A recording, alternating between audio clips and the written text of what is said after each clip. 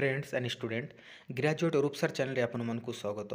आज आम वीडियो आलोचना करबा +3 5th semester ethics and values unit 4 unit 1 2 3 रो सब 1 मार्क 2 मार्क आउ लॉन्ग टाइप क्वेश्चन सब आपनकर कराई आम चैनल रे जाई देखि परिबे से वीडियो। एबे आम यूनिट 4 रे पहुंची गलु। आपन माने जो नुआ पिला माने देखुछन्ते जे डायरेक्ट यूनिट 4 रे आम पलेन ना आम सब यूनिट रो वीडियो करि सारिछु आम चैनल रे।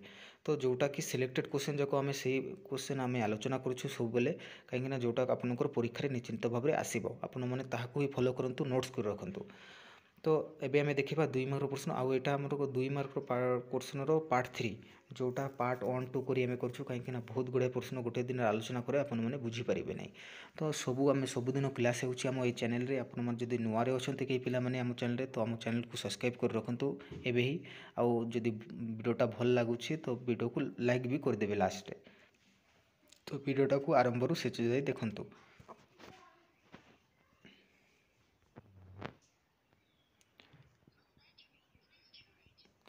देखो 20 नंबर प्रश्न दिखाई विश्व में तृतीय थर लिंग परिवर्तन करथुवा व्यक्ति किए अटंती। उत्तर ब्रिटेन रो सामंत केन हेउछंती एकमात्र व्यक्ति जी लिंग को 3 थर परिवर्तन करछंती। से 1997 रे पुरुष रु महिला, 2004 रे महिला रु पुरुष एवं 2018 रे पुरुष रु महिला लिंग परिवर्तन कराइथिले।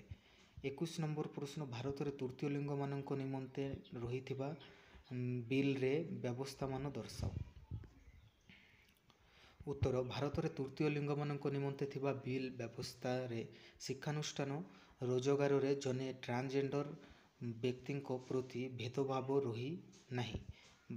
स्वास्थ्य सेवा सामाजिक समानता ट्रांसजेंडर को परिचय स्वीकृति प्रदान सह सेमानक आत्म अनुभव लिंग परिचयर अधिकार प्रदान करिबा व्यवस्था उल्लेख रही।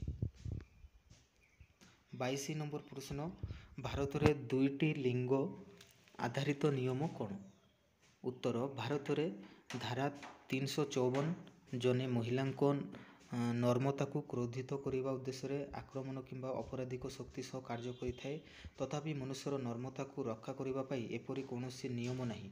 एपरि किछि घटना अछि जेउठारे महिला माने पुरुषों को गाली गुलज करती एवं दोषी साब्यस्त हुअन्ति कारण देशर आईन पुरुष मानक एपरि अपराध रक्षा करि पारि नथाय।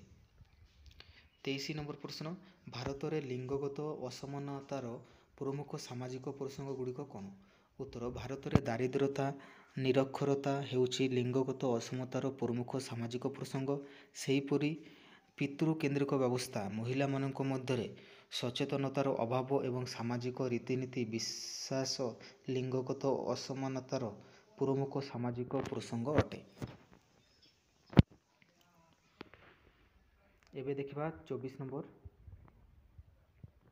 भारत रे लिंगगत असमानता को किपरि समाधान करा जाई पारिथाय। उत्तर भारतर समस्त राज्य विधानसभा ग्रामांचल और सहरांचल निर्वाचन महिला आसन संरक्षण शतकड़ा 70 भाग को वृद्धि सह मजूरी व्यवधान को ह्रास करिबा, महिला गर्भपात को प्रोत्साहित करुथिबा लोक को कठोर दंड विधान करा जाई पारिले लिंगगत असमानतार समाधान करा जाई पारिबो। 25 नंबर प्रश्न जोटा कि आपनकर लास्ट प्रश्न लिंगगत समानतार पाई स्वीकृति प्राप्त कार्य कौन। उत्तर लिंगगत समानता पाई स्वीकृति प्राप्त कार्य को एक कड़ा पदक्षेप भाव में बुझा जाई थाए जहा केवल सामाजिक प्रतिबंधक पाई क्षतिपूरण देई थाए जहा महिला मानक प्रतिनिधित्व किंबा समान दृष्टिकोण समान प्रदेश रे बाधा देई थाए। एक भिन्न दृष्टिकोण पूर्व असुविधा को दूर करिबा पाई एवं अंतर्भुक्त संख्यालघु महिला श्रम फलाफल को भिन्न करिबा पाई दृढ़ कार्यानुष्ठान अटे।